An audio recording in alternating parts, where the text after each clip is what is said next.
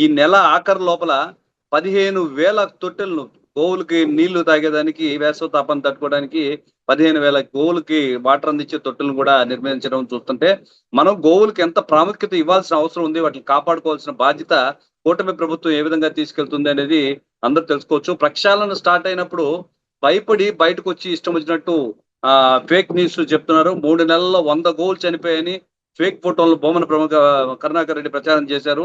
మత విద్వేషాలను రెచ్చగొట్టేందుకు ఈ ప్రయత్నం జరుగుతుంది. మొన్న వక్ఫ్ బోర్డు బిల్లు విషయంలో కూడా వైసీపీ ప్రభుత్వం ఇదే విధంగా జరిగింది. తిరుమలలో భక్తుల దర్శనం భాగ్యం కన్నా బ్రోకర్ల దోపిడీ ఎక్కువ ఉండింది. నేను చూశాను.